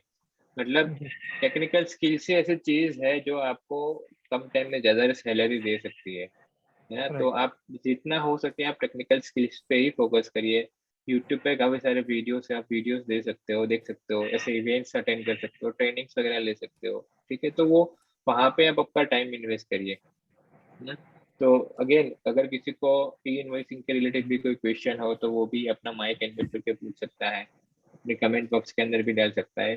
तो एकदम इजी लैंग्वेज में सर ने समझाया है, और आपको भी ऐसा नहीं सोचना है कि यार मेरे को समझ में नहीं है लेकिन मैं कैसे पूछूं। ठीक है, आप वो आप बिल्कुल एकदम आप फ्रेंडली बेसिस पे आप कुछ भी पूछ पूछ सकते सकते हैं। हो जितनी बार पूछना, क्योंकि हेलो। डाउट तो तब भी क्लियर होगा जब आपको पूरा समझ में आएगा। क्योंकि अगर आधी समझी हुई चीज आपको आधा ही काम करवाएगी जो आप ऑलरेडी इस स्टेज पे कर रहे हो। हाँ हेलो। जी जी सपन जी, बोलिए। सर, ये बैंक का टॉपिक निकला, बैंक चार्जेस का। तो I have one query related to that कि सर, अगर हम बैंक से इनवॉइसेस जो हैं इसके रिगार्डिंग हम लोग मांग सकते हैं, राइट सर? यस, बिल्कुल, okay definitely. Okay sir. And sir, उसमें I have face one issue that during the forex transaction. Okay sir, forex transactions जो होते हैं तो उसमें मुझे हमारे बैंक ने ऐसा इनवॉइसेस दिया, मतलब एक वो लोग कमीशन चार्जेस करके जो भी होता है वो at the end of the month debit करते हैं सर। मतलब इनवॉइस के अंदर उसका HSN SSC service accounting code mention करते हैं। एंड जो भी चार्जेस हमारे स्टेटमेंट में रिफ्लेक्ट होते हैं उसी को उसका ब्रेकअप वो इनवॉइस में देते हैं, जैसे कि आपने बताया कि परचेज का जो या एक्सपेंस का बिल होता है वैसे ही वो होता है, right sir? But in forex transaction जो आउटवर्ड रेमिटेंस होता है, जो कन्वर्जन रेट होता है ना सर, वो लोग इनवॉइस के अंदर, सॉरी, आउटवर्ड रेमिटेंस जो होता है वो उनके अंदर कन्वर्जन चार्जेस के नाम से एक मेंशन करते हैं amount, specific amount, right sir? But वो एक्चुअली होता है GST, मतलब @18%, that is 9.99%। And when I ask bank कि सर ये चार्जेस जो है वो कन्वर्जेशन चार्जेस हैं, वो जो आप GST के नाम से रिफ्लेक्ट कर रहे हो इनवॉइस में, तो वो मेरे स्टेटमेंट में रिफ्लेक्ट नहीं कर रहे हैं। ओके। तो सर मेरा क्या हो रहा है कि अगर कोई भी चार्जेस है जैसे कि 100 हो और प्लस उस पे 99% लगा है, तो एग्जांपल 100 प्लस 90 प्लस 90 1180 हो गया 1000 के ऊपर, तो वो सामने सामने मैच हो जाता है स्टेटमेंट और इनवॉइस जो उनको देते हैं वो। लेकिन सर ये फॉरेक्स के मैटर में ये जो कन्वर्सेशन वाला है उसमें वो लोग हमको ऐसा जस्टिफिकेशन देते हैं कि this is the not GST, this is not conversation charge, but this is the GST amount which is collected by bank, which is collected by government, sorry। तो वो उनका मुझे 18% सपोज करो 1180 हुआ जो उन्होंने फॉरेक्स के कन्वर्सेशन के नाम से मुझे आउटवर्ड रेमिटेंस में दिया। और उसको फिर वो जब हम उनसे जस्टिफिकेशन पूछते हैं तो वो बताते हैं कि आप इसका रिवर्स कैलकुलेशन करेंगे 18% से, तो उसका जो बेसिक टैक्सेबल अमाउंट होता है वो सर वो हमारे GST इनवॉइस बैंक जो रेज करती है उसके अंदर आता है। और होता ये है कि वो जो चार्जेस हैं वो हमारे बैंक स्टेटमेंट में रिफ्लेक्ट नहीं करता। जी सर, राइट है, ये भी हुआ है। तो सर ऐसी सिचुएशन में हमें क्या कॉल लेना चाहिए बैंक से? सर, जहाँ तक मैं आपका सवाल समझ पा रहा हूँ, आप ये कहना चाहते हैं कि बैंक जो भी फॉरेक्स रिलेटेड कन्वर्सेशन चार्ज ले रही है, वो चार्जेस में आपको बाइफरकेशन वाला इनवॉइस नहीं दे रही है, टोटल मिला के एक अपने पास वो अमाउंट है जो GST के साथ इंक्लूड है। ठीक है, आप ये कहना चाहते हैं उसका मैं बाइफरकेशन कैसे करूँ? हाँ सर, मतलब ये यही सिर्फ इश्यू है सिर्फ फॉरेक्स रिलेटेड में ही, बाकी नॉर्मल जो नहीं, बाकी नॉर्मल का आपको इनवॉइसेस मिल रहा है, इसका इनवॉइस दे रहे हैं वो आपको? हाँ वो इनवॉइस दे रहे हैं, बट वो जो रेमिटेंस एक देते हैं चीज ना सर। समझिए सर, फॉरेक्स रिलेटेड जो भी रेट कन्वर्जेशन चार्जेस होते हैं, conversation charges is also supply. Okay, ये सप्लाई वो आपसे चार्ज कर रहे हैं, इसके ऊपर उनको GST लाइबिलिटी आती है और GST वो पे करते हैं, जिसकी क्रेडिट, इनपुट क्रेडिट हम ले सकते हैं। जी जी जी। ठीक है सर, तो उसकी इनपुट क्रेडिट आपको मिलेगी और वो 2A या 2B में जहाँ पे भी शो कर रहा है, आप उस हिसाब से अपने अकाउंट में बुक कर लीजिए। हाँ सर, क्वेश्चन ये है सर कि वो हम्म, 2B में रिफ्लेक्ट हो रही है, इनवॉइस में भी रिफ्लेक्ट हो रही है, यस बट वो जो हमसे सिर्फ जो डेबिट, मतलब वो डेबिट जो करते हैं ना सर, सर, नहीं वो सर, हो सकता है, वो ये आप ये कहना चाहते हो, वो जो अमाउंट है, वो अमाउंट कन्वर्ट हो रही है ना, उसी में इंक्लूड है आपके ये चार्जेस। सर मैंने हाँ काफी उस पे थोड़ा वर्किंग किया, बट वो मेरे को कहीं पे मैच नहीं हो रहा सर। मैंने उनसे काफी बार पूछा, बिकॉज जब फॉरेक्स ट्रांजैक्शन होता है तो उसमें जो हमें रेमिटेंस आता है उस टाइम पे जो उनका बाइफर्केशन होता है उस हिसाब से हम लोग इनवॉइस बुक कर लेते हैं, मतलब एक्सपेंस बुक कर लेते हैं। फिर at the end of the month जब वो GST क्या इनवॉइस हमें इश्यू करते हैं कॉन्सोलिडेटेड कि ये तारीख को आपका ये चार्जेस लगा, ये तारीख को, तो वो जब मैं उसके साथ मैच करता हूँ स्टेटमेंट के साथ और अपने इनवॉइसेस के साथ, तो उसमें मुझे ये दिक्कत आई थी कि मुझे एक काफी बड़ा बेसिक टैक्सेबल अमाउंट लगा जो कहीं पे मुझे दिख नहीं रहा था। तो वो टाइम पे मेरी ये क्वेश्चन अराइज हुआ उनको कि सर ये आपने जो 18 पर मतलब ये जो अमाउंट लगाया है ये तो कहीं पे दिख नहीं रहा है। तो उन्होंने बोला कि that is the only GST portion, that is CGST and SGST. आप Okay. उसको रिवर्स कैलकुलेशन करेंगे और बेसिक पे पहुंचेंगे, वो जो है वो आपको लग रहा है foreign conversion charges, but bank उसको रिफ्लेक्ट कर रही है as a bank as a foreign conversation charges. And वो अमाउंट सर मेरे स्टेटमेंट में मुझे मतलब रिफ्लेक्ट नहीं हो रहा है। दैट इज माई मतलब, तो I how could I match this thing? जैसे कि आपने बताया कि वो मेरे ट्रांजैक्शन के अंदर ही शायद इंक्लूड होगा, बट सर मुझे एक्चुअली मैंने वो भी ट्राई किया, बट मुझे कहीं पे वो मतलब मैच हुआ नहीं सर। देखिए सर, ऐसा हो सकता है, मैं आपको बताऊं। जैसे 100 रुपए का, सपोज एक 100 रुपए का डॉलर है, आपको डॉलर कन्वर्ट करना है, ठीक है, आपको $1 के लिए 100 रुपए देना है। अब हो सकता है कि आपको 100 रुपए का $1 नहीं मिल रहा हो, उसके कन्वर्जेशन चार्जेस कटने के बाद जो बैलेंस डॉलर होता है वो वहाँ इंक्लूड हो रहा होगा, और आपका जीएसटी प्लस जो कन्वर्जेशन चार्जेस है वो अलग से उसका निकल रहा होगा। इसलिए वो जो चार्जेस है वो आपके स्टेटमेंट में शो नहीं कर रहे हैं, वो आपको कन्वर्जेशन से ही वहीं से निकालना पड़ेगा कि कन्वर्जन हुआ है तो हमारा टोटल, हमने इतने अमाउंट का इतना कन्वर्ट किया इतनी रेट पे, तो बैलेंस जो बच रहा है वो अमाउंट आपका जीएसटी विद कन्वर्जेशन चार्ज। समझ ओके गए सर, सर? तो सो अगर मैं ये जो तपन जी, इनवॉइसिंग, सॉरी आपको रोकना चाहूंगा सर। हाँ, आप एक बार ऑफलाइन ले लीजिए, बिकॉज काफी सारे पार्टिसिपेंट हमारे साथ और भी है, तो अगर उनके कोई आप क्वेश्चन मुझे हो तो कांटेक्ट वो कर लीजिएगा पहले। बाद में कुछ। जी सर, आप ग्रुप में है ही, ग्रुप में एक बार डाल जी जी, लीजिए और वहां से नंबर मिल जाएगा आपको। Okay. Okay sir, I was actually end हो रहा था, it's fine, I will contact you later on. Yeah sure sure, any time. Okay. और किसी के कोई क्वेश्चन हो तो हम लोग ले सकते हैं। दूसरा, ये इवेंट के बारे में अगर आपको कैसा लगा, आपका फीडबैक शेयर करना है तो मैं गूगल की लिंक डाल रहा हूँ, वहाँ पे आप आपका फीडबैक शेयर कर सकते हो। बिकॉज दोनों स्पीकर सर जो है, उन दोनों ने भी without taking a single rupee, एक भी रुपये लिए बिना वो अपना नॉलेज शेयर कर रहे हैं। आजकल एजुकेशन भी इतना महंगा हो गया है, तो फ्री में हम लोगों को जो ज्ञान मिल रहा है, तो प्लीज थैंक देम। आपका रिव्यूज प्लीज शेयर करिएगा। बिल्कुल। जी, और किसी को कोई और क्वेश्चन किसी का हो? कोई क्वेरी हो? सर जीएसटीआर 2B में जैसे ट्रांसपोर्टेशन का है, मतलब मान लो मैंने किसी पार्टी से मटेरियल मंगवाया अहमदाबाद से फॉर जी एग्जांपल, जी जी जी। और उसमें मान लो मैंने कोई टीसीआई एक्सप्रेस में मंगवाया है, यस यस। तो जब वो एलआर नंबर जब मुझे देते हैं तो उसमें जीएसटी वगैरह नहीं लगाया हुआ रहता है, तो हम तो उनको कभी कभार कैश में पे कर देते हैं और बाय चेक पेमेंट कर देते हैं। मोस्टली तो कैश में ही कर देते हैं, 2-3 हज़ार का रहा तो। देन उसके बाद में मंथ एंड में जीएसटीआर 2B जब 14 तारीख को हम डाउनलोड करते हैं तो उसमें वो दिखता है सर, टीसीआई सर एक्सप्रेस का उसमें है ना, क्रेडिट। आप एक कॉलम देखिएगा, रिवर्स चार्ज यस है या नो। अगर वो यस है, रिवर्स चार्ज यस है, तो उसका जीएसटी लायबिलिटी आपको पे करनी है, वहां पे बिल में मेंशन नहीं हो।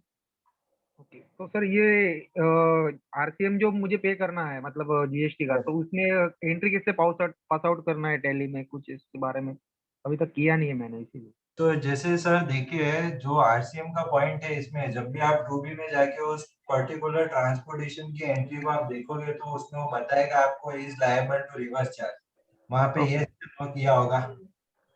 यस। जैसे आप बुक्स में एंट्री पास करोगे, जैसे आपका टैली का सॉफ्टवेयर हुआ, जी तो आप ट्रांसपोर्टेशन एक्सपेंस का खर्चा जिस तरह से बुक करते हो, जी। Transportation expense debit to party का जो भी नाम हो उसके नाम पे खड़ा करते हैं, और फिर पार्टी को क्रेडिट डेबिट करके बैंक क्रेडिट करके वो एंट्री क्लोज हो जाती है। ओके। नॉर्मल एंट्री जो पास होती है वो इस तरह से होती है। अब जो बात है आपके आरसीएम की, तो उसमें एक एंट्री आपकी एडिशनल ये पास होगी कि एक साइड पे आप डेबिट में जीएसटी रिसीवेबल खड़ा करोगे उतना, और सामने पेएबल भी खड़ा करोगे क्रेडिट साइड पे। मतलब एक तरह आपकी एसेट क्रिएट होगी और सेम साइड आपकी लायबिलिटी क्रिएट। लाइबिलिटी भी क्रिएट होगी। अब वो 3 में भी आपको जब फर्स्ट वाला जो टेबल है आपका, उसमें outward supplies liable to RCM, वहां पे अगर वो 2B में दिख रहा है तो ऑटो पॉपुलेट होके आपको उस कॉलम में दिखेगा ही कि आपकी इतनी टैक्सेबल वैल्यू है, इसके ऊपर आपका इतना जीएसटी है जो आरसीएम में। तो सेम आपको उसको वेरीफाई करके पे कर देना और सामने आईटीसी के लेजर में उतना inward supply is liable to reverse charge में क्लेम कर देना। Okay, thank you sir. और सर थोड़ा और एक दो क्वेश्चन थे मेरे ये बिल के रिगार्डिंग। Go ahead. जी सर जैसे मान लो मैं कोई मेरा मटेरियल आउटवर्ड प्रोसेस के लिए भेजता हूँ यहाँ से, जैसे मैंने हलोले अहमदाबाद किसी जॉब वर्क प्रोसेस के लिए भेज दिया, तो उसके लिए ये बिल भी मैंडेटरी है ना? यस मैंडेटरी है, क्योंकि वो किलोमीटर रेंज से बाहर जा रहा है, 50,000 से ऊपर की आपकी बिल की वैल्यू है तो ये भी बिल आपको कंपलसरी है। अभी सर अभी तक कैसा था टैली प्राइम में, जैसे हम सेल्स इनवॉइस बनाते हैं तो वहाँ पे ऑप्शन में पूछ लेता है कि आपको ये बिल बनाना है, यस और नो। लेकिन टैली प्राइम से ही जब हम आउट ऑर्डर का जब एंट्री बनाते हैं, पास आउट करते हैं, तो उसमें उस टाइप का ऑप्शन नहीं आता है। तो सर ऑप्शन होगा उसमें, वो आप एक बार टैली वाले को कॉल करके आप उनको इंसिस्ट करोगे, बताओगे कि ये चीज है, तो कहाँ पे ऐसी फंक्शनैलिटी होगी जहाँ पे यस करना और नो कर रखा हो आपने, जिसकी वजह से नहीं कर मैंने रहा। पूछा था उनको, लेकिन उन्होंने बताया कि कस्टमाइज करना पड़ेगा। ऐसा तो कोई मतलब सॉफ्टवेयर कंपनी नहीं दे रही है ऊपर से, टैली वाले तो नहीं दे रहे, तो आपको कस्टमाइज करना पड़ेगा इस चीज के लिए। मतलब वो आपके जो भी रिक्वायरमेंट है उसके हिसाब से वो फंक्शन सॉफ्टवेयर फंक्शन नहीं कर पा रहा है। जी, जो टैली प्राइम वाले ये अभी तक नहीं दे रहे, और ईआरपी दूसरे सॉफ्टवेयर है काफी सारे, मतलब स्टेप वगैरह उसमें आता है ऐसा, लेकिन टैली प्राइम में नहीं है। जो वो तो एक सर मेरा भी एक क्वेश्चन है। जी जी सर प्लीज। मेरा भी एक क्वेश्चन है। हम लोग डिवाइस इनवॉइस देते हैं किसी को, मुंबई का बिल हो, अहमदाबाद का, मुंबई का बिलिंग शिपिंग मुंबई में हो, और रिवाइज इनवॉइस देते हैं, तो वो फिर ईवे बिल रिक्वायर होता है? रिवाइज बिल देवे तो कुछ रेट डिफरेंट हो, उसके लिए हमने रिवाइज किया हो तो अप्रोक्स 6 लाख का अमाउंट हो तो मैम जो आपका रिवाइज बिल। ई वे बिल जो है तो मैम वो है regarding movement of the good. आपका मूवमेंट ऑलरेडी हाँ। हो चुका है, तो अभी हाँ जी। आपको वापस उसके लिए ई वे बिल बनाने की जरूरत नहीं। ओके ठीक है। आप सिर्फ रिवाइज इनवॉइस बनाइए, which is enough. Okay thank you sir. Yeah. Hello, hello hello. sir. One question, sir. या please go ahead. Sir, in case अगर कोई डेबिट नोट क्रेडिट नोट हमने 1 तारीख से एंट्री हुआ है, अभी सर ने बोला कि डेबिट नोट क्रेडिट नोट का भी हमको ई इनवॉइस जनरेट करना होता है जी।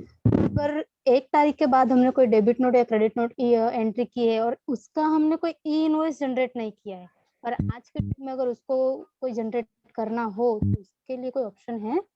यस, वो आपके सॉफ्टवेयर में आप जो भी डेट से आपका बाकी हो वो पूरा सॉफ्टवेयर वाले को आप बोलोगे तो पूरा बल्क में आपको सारे क्रेडिट कार्ड की लिस्ट बना के इनवॉइस पे।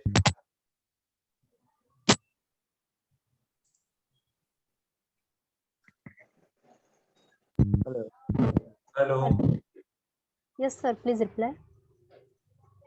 क्रेडिट नोट और डेबिट नोट जो भी आपके डेट से इनवॉइस बनाने के लिए रह गए हैं वो सारे आप एक साथ उनको क्रेडिट नोट को क्लब करके बल्क जेएसओन क्रिएट करके आप उसके इनवॉइस क्रिएट कर सकते हैं।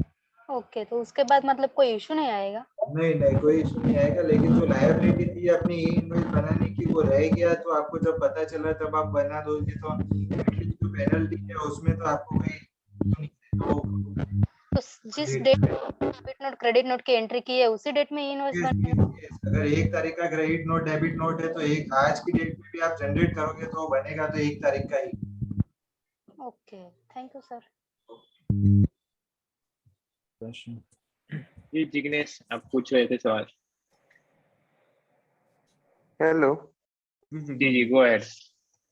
हाँ सर, मेरा एक सवाल था कि मेरा एक बिल बना है 25 तारीख को, लेकिन वो ईवे बिल की पोर्टल पे क्यूआर कोड मैंने जनरेट नहीं किया, और वो मैं जब R1 में चेक कर रहा था मुझे मालूम पड़ता है 7 तारीख को, तो क्या मैं वो बारकोड वापस से जनरेट कर सकता हूँ 25 तारीख में? बारकोड एक बार जो इनवॉइस जनरेट हो गया उस इनवॉइस के सेम रेफरेंस नंबर से आप दूसरा इनवॉइस नहीं जनरेट कर सकते। नहीं सर, बारकोड मेरा जनरेट नहीं हुआ है कुछ। मैंने सोचा कि मैं सुबह बना रहा था 10 बजे, तो मैंने सोचा कि मैं शाम को मतलब बनाऊंगा। आपका इनवॉइस जनरेट हुआ नहीं? नहीं है। हाँ नहीं हुआ है। आप तो अभी आप बना जनरेट कर सकते हो। मैं कर सकता है तो वो मेरा सितंबर मंथ में जाएगा या अक्टूबर मंथ में ही जाएगा? नहीं, वो जिस डेट का आपका इनवॉइस होगा उसी डेट का ई उसी इनवॉइस date। ओके। सर और मुझे तो सर और एक सवाल। हाँ जी। सर एक क्वेश्चन, मेरी एक पार्टी है जो महाराष्ट्र में है, तो उसने बोला कि महाराष्ट्र में, और मुझे सप्लाई करने के लिए बोले राजस्थान में। तो बिल 2 में मैं मेरी जो महाराष्ट्र की पार्टी है उसका जीएसटी नंबर ले रहा हूँ, और राजस्थान की पार्टी है उसका मैं शिपिंग 2 में ले रहा हूँ, और मेरा जो मटेरियल है वो भी मेरा राजस्थान पहुंचता है। फिर 3 दिन के बाद वहां से मुझे एक मेल आता है कि मुझे बिल 2 में भी राजस्थान का ही चाहिए। तो उस टाइम पे मैं क्या कर सकता हूँ?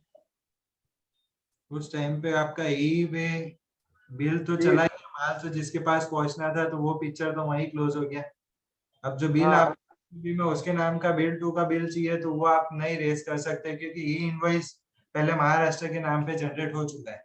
हाँ तो बिल भी उसी के नाम का जाएगा, ई इनवॉइस भी उसी का बनेगा। सिर्फ शिप 2 में जो है गुड्स उसको डिलीवर्ड नहीं होंगे, तो ई वे बिल का पॉइंट क्लियर हो गया। और ई इनवॉइस अगर जिसको गुड्स मिला है उसका बनाना हो आपको, तो पुराना वाला जो ई इनवॉइस क्रिएट हुआ है वो पूरा का पूरा आपको क्रेडिट नोट बना के क्रेडिट नोट। हाँ हाँ सर, मैं उसकी क्रेडिट नोट बनाता हूँ, लेकिन मैं वापस उसी का मेरा 3 लाख का बिल है तो वापस ये बिल मेरा जनरेट होगा, लेकिन उस टाइम मेरा गुड्स का मूवमेंट नहीं हो रहा है। तो वहां पे कुछ जीएसटी पे से कुछ आ सके मेरे? तो उसमें चांसेस तो इस तरह के वो पूरा का पूरा जीरो हो चुका है। अगर ए हाँ इनवॉइस पहले क्रिएट हुआ, वो इनवॉइस अपने ने क्रेडिट नोट बना के उसको रिवर्स कर दिया, हाँ वैल्यू टोटल जीरो हो गया, मतलब वो बिल एक तरह से ना के बराबर है। ठीक है। अब हाँ जैसे मेरा मानना है कि आप शिप को जिसको किया उसके नाम का इनवॉइस इशू करके वापस ई इनवॉइस बनाओगे, हाँ तो वहां तक तो वो चीज ठीक है, लेकिन मूवमेंट तो आपकी पिक्चर में आएगी ही नहीं, क्योंकि माल तो ऑलरेडी जा चुका है उसके पास। हाँ। तो फिर यहाँ पे आपको ई वे बिल नहीं बनाना है, तो ई वे बिल नहीं बनाओगे तो भी वो एक तरह से तो गलत ही होगा। हम्म। तो उस केस में आपके पास ई वे बिल तो चला गया, उसका कोई ऑप्शन है नहीं है। ई जो है वो पूरा एक नहीं। नया जो है वो बना के उसको रख लो। ओके, नया दोनों नया बना के भेजूंगा तो उसमें तो कुछ नहीं होगा ना? ईवे बिल भी वापस में बनाता हूँ मेरा 4 दिन के बाद, तो वो तो कुछ नहीं है ना इशू? नहीं, कोई इशू नहीं। Okay, thank you. सर मेरा एक और एक सवाल है। हेलो। जी जी जी बोलिए। जैसे सर अभी ई इनवॉइस हम बनाते हैं तो अभी ये 10 करोड़ के ऊपर एप्लीकेबल हो गया है। जी। तो सपोज मान लो आज की 15 तारीख है, आज मैंने फर्स्ट बिल बनाया 2 लाख का, बराबर। देन उसके बाद में नॉर्मल मुझे मतलब मैं 5,000 का भी बिल बनाऊं, 10,000 का भी बिल बनाऊं, तो मुझे ई इनवॉइस बनाना जरूरी है क्या? यस यस बिल्कुल। B2B में कुछ भी आप बना रहे हो इनवॉइस एक तो रुपए का आपको जाएगा, अमाउंट डजंट मैटर। ओके, मतलब एक बार आपको ये चीज एप्लीकेबल हो गया तो आपको अभी बनाना ही है। यस, तो आपको सॉफ्टवेयर में एम्बेड ही करवा दो, एवरी टाइम वो आपको ये इनवॉइस बनाना है। बराबर। और सर ये और एक दूसरा सवाल था, मान लो मैंने आज की 15 तारीख बिल बना के रखा है, ईवे बिल बनाना था, लेकिन मैं सिर्फ बिल बना के रखा है 15 तारीख में, और किसी रीजन की वजह से, जैसे मान लो कंपनी में पावर नहीं है, कुछ टेक्निकल इश्यू आ गया, तो वो मटेरियल में 2 दिन के बाद मूवमेंट करता हूँ गुड्स की। मतलब मान लो 17 तारीख को मैंने परसों के दिन मूवमेंट किया, तो 17 तारीख को मैं जब ईवे बिल बनाऊंगा तो बैक डेट में, तो ये वाइबल रहेगा?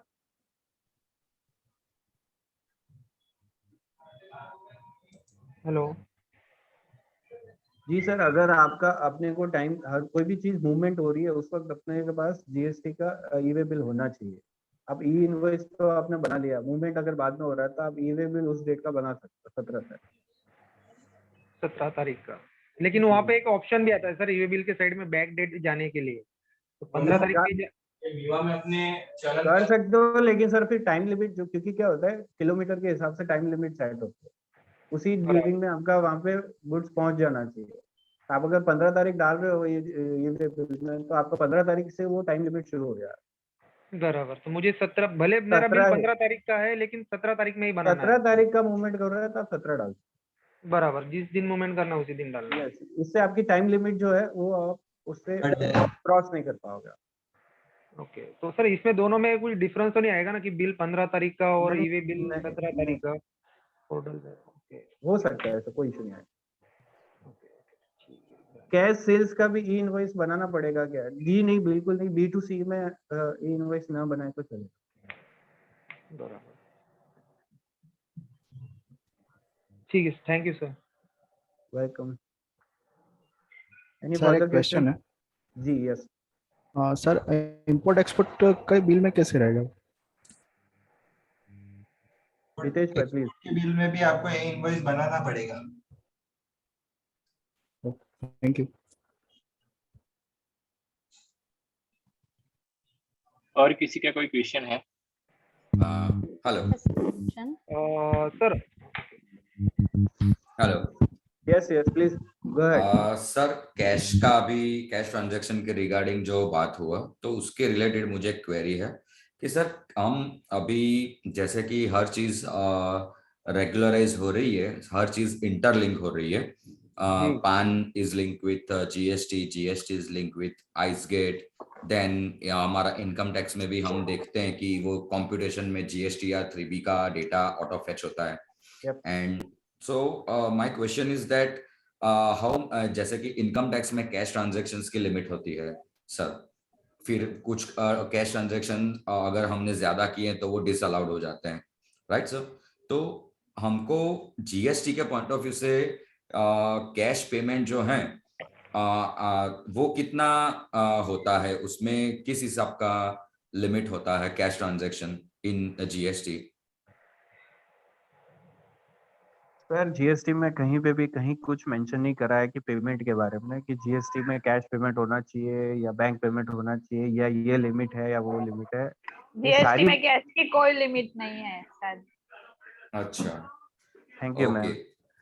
So it is limit is ये मतलब सब जो भी, लिमिट है, ये सब लिमिट आपको इनकम टैक्स के हिसाब से देखना। अच्छा मतलब वो इनकम टैक्स के पॉइंट ऑफ व्यू से ही हमको देखना है। बाकी Yes. जीएसटी में अगर हम कैश से पेमेंट करते हैं तो आईटीसी लेने में या कोई भी तरीके से कोई दिक्कत नहीं है।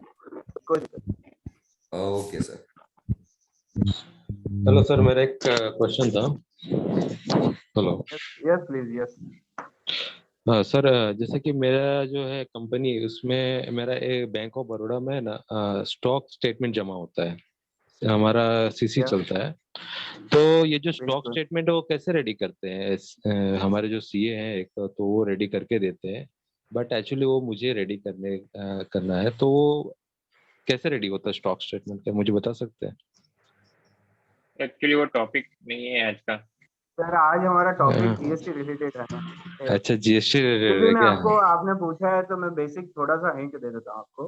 हाँ बता दीजिए ना। आपको अभी वर्किंग कैपिटल जब भी आपकी कोई लिमिट चलती होती है तो आपको उसके लिए 3 चीजें मेजर होती है, डेटर्स, स्टॉक और क्रेडिटर। आप ओके। अपने पेड अप स्टॉक जो होता है उसमें से पेड अप स्टॉक निकालने के लिए स्टॉक में से क्रेडिटर को माइनस कीजिए, तो आपके पास एक पेड अप स्टॉक है। उस पेड अप स्टॉक का आपका सैंक्शन लेटर के हिसाब से आप देख लीजिए कितना मार्जिन छोड़ दो। मार्जिन छोड़ने के बाद उसका जैसे सपोज 25% मार्जिन, तो आप उसका 75% आप लिमिट ले सकते हो। वैसे के वैसे डेटर्स होता है, डेटर्स में 90 डेज तक का ही डेटर्स अवेलेबल रहता है। 90 डेज के डेटर्स पे अगर उसका मार्जिन अगर 50% है सब, तो आप 50% डिडक्ट कर दीजिए, बाकी का 50% को ऐड कर दीजिए। ये आपकी ऐसे करने पे वर्किंग कैपिटल डीपी लिमिट बोलते हैं इसको, DP certificate. Okay okay sir, thank you. Sir और एक आखिरी सवाल पूछूंगा मैं, क्योंकि काफी वन सारे last question. Last question sir, क्योंकि मुझे पता है बाकी भाई लोग का भी पता ही पेंडिंग होगा सवाल। सर जैसे मान लो ईवे बिल की लिमिट के लिए 50,000 के ऊपर का ईवे बिल बनाना है, बराबर? जी। लेकिन उसके लिए डिस्टेंस भी 50 किलोमीटर का है ना? 50 सिटी किलोमीटर लिमिट है सर, सिटी लिमिट। नहीं, मतलब सर जैसे सपोज मेरा जो प्रीमाइसेस है और मेरे प्रीमाइसेस के 5 किलोमीटर 10 किलोमीटर भी रहा, कोई पार्टी को बिल इशू करना है तो भी पार्टी वाले ईवे बिल मांगते हैं, तो मांग रहे हैं। जी हितेश भाई आप कुछ बोलना चाहें? ये इसमें ऐसा है कि ईवे बिल मांगना आजकल तो क्या है कि जैसे आपका गुड्स का मूवमेंट आपकी फैक्ट्री आपके प्रीमाइस को छोड़ के कहीं पे भी इन रोड ट्रांजिट में हो, तो जो ऑफिसर है वो सारे आजकल का तो ये ऐसा है कि विद इन सिटी भी ईवे बिल मांग लेते, तो जेन्युइनली पार्टियां क्या सूटेबल रखती है कि आप ई इनवॉइस तो ठीक है, ईवे बिल आप जनरेट कर, उनका ये मानना होता है कि ईवे बिल जनरेट करने से कोई आपको इशू नहीं आने वाला है, तो ना कोई लूप होल है, नो नेगेटिव पॉइंट नहीं है, तो आप ईवे बिल जनरेट कर लीजिए, तो सेफर साइड वो बेटर रहेगा। But as per law city limit के अंदर है, अगर आपका एसएमसी के अंदर है तो you don't require to make e way. Okay, ठीक है, thank you sir. Hello. Yes, hello. हाँ सर, एक मेरा इनकम टैक्स और जीएसटी रिलेटेड है। Yes yes please. ये जैसे अपने रेंटेड शॉप ले रखी है अपन ने, उसके अंदर अपने वर्किंग करें, और एक अपनी शॉप है जो अपनी फुल्ली ओन शॉप है, तो उसका अपने जो रेंट रिसीव कर रहे हैं तो उसका जीएसटी में अपने बिल इशू कर रहे हैं और जीएसटी भी भर रहे हैं, तो उस पे जो अपनी लोन चल रही है, जो प्रॉपर्टी लोन है, उसका भी अपने लोन का इंटरेस्ट वो अपने पेनल में क्लेम कर सकते हैं ना? सर देखिए क्या होता है, ये हाउस प्रॉपर्टी आपका इनकम टैक्स वाला मैटर है। अगर आपका वो रेंटेड प्रॉपर्टी है और जो रेंट नहीं, हाउस प्रॉपर्टी नहीं है, बिजनेस प्रीमाइसेस है, शॉप है। ये शॉप को भी हाउस प्रॉपर्टी में ही कंसीडर करते हैं सर। उसमें से आप पूरा का पूरा इंटरेस्ट लेस कर सकते हैं। अगर जैसे सपोज आपका रेंट ₹1,00,000 है और आपका इंटरेस्ट 2 लाख है, तो आप 1 लाख में से 2 लाख माइनस कर दो और 1 लाख रुपए का आपका लॉस कैरी फॉरवर्ड होता है। आप बिल्कुल उसमें कर सकते हैं, पीएनएल में क्लेम कर सकते हैं ना? जी। प्रॉफिट एंड लॉस में नहीं सर, मैं हाउस प्रॉपर्टी में से माइनस कर सकता हूँ, प्रॉफिट एंड लॉस में कैसे? अच्छा, प्रॉफिट एंड लॉस में नहीं ये आपकी बिजनेस इनकम नहीं है। हाँ, ये इनकम है rented income, which is house property income. तो हाउस प्रॉपर्टी इनकम जो होगी उसमें से आपका रेंट जो भी एक्सपेंस है, ये सॉरी लोन का इंटरेस्ट है, वो लेस होगा। बाकी अगर कुछ बचता है तो वो कैरी फॉरवर्ड होगा। प्रॉफिट एंड लॉस में आप क्लेम नहीं कर सकते। अच्छा ठीक है। Hello sir. Yes hello sir, मेरा एक दूसरा क्वेश्चन ये है सर कि अगर ईवे बिल जो है सर, जब हम जनरेट करते हैं तो सर हमारी जो इनवॉइस की जो सीरीज होती है ना, वो थोड़ी लेंदी है। तो जब मैं इनवॉइस फर्स्ट टाइम मैंने जनरेट किया था, ईवे बिल फर्स्ट टाइम जब जनरेट किया था, तो वो सीरीज जो है वो कैच नहीं कर रहा था और हम आगे मतलब प्रोसीड नहीं कर पा रहे थे। ठीक है। तो सर इसमें कुछ ऐसा होता है, या मतलब इसकी वजह से सर हमारा एक एक्सपोर्ट का पूरा था, तो जस्ट बिकॉज की सब चीज एक्सपोर्ट की रेडी हो गई थी और एलआर मतलब जो कंसाइन क्या बोलते हैं ट्रांसपोर्ट वाले थे, जो फ्रेट वाले वो लोग गेट तक आ गए थे और ईवे बिल सिर्फ प्रोसीड नहीं हो रहा था, और सीरीज बिकॉज ऑफ की सीरीज ईवे बिल में कैच नहीं हो रही थी।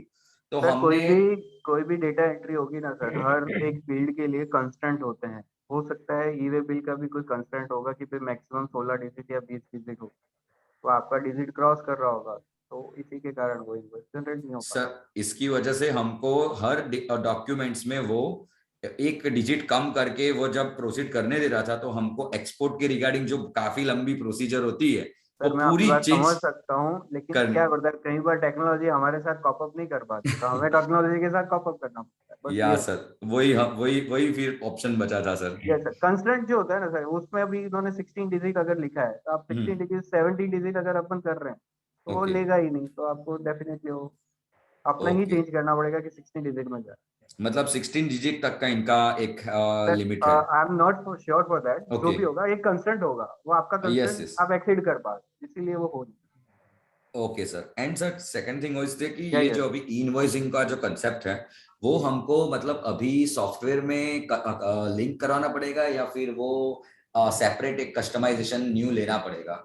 नहीं आपका सॉफ्टवेयर वाला या प्रोग्रामर होगा, आप उनको बोलोगे तो वो उनका सॉफ्टवेयर अपडेट करके आपको फीचर्स प्रोवाइड कर देगा। उसके लिए आपको कोई अलग से कस्टमाइजेशन करके सॉफ्टवेयर लेने की जरूरत नहीं है। ओके, मतलब वो एक एड ऑन हमको उसमें करके देंगे जहां से हम टैक्स इनवॉइस प्लस ई इनवॉइस साइमल्टेनियसली कर सकते हैं, जैसे ईवे बिल होता है वैसे क्रिएट हो जाएगा। हाँ हाँ हाँ, okay sir, okay sir, I am done. Sir, I think we can stop या taking सर ऐसे questions क्वेश्चन because चलते काफी रहेंगे तो फिर हाँ जी sir. Thank you ऑलमोस्ट पता everyone for joining. Thank you sir, thank you. Thank you everyone for joining. Please share your ratings on the Thank you. Google. Thank you so much. Thank Thank you you both Ketul the भाई for speakers. Giving us opportunity sir, thank you so much. Thank you sir. Thank you for sharing your knowledge sir. Okay Thank you so thank much. You.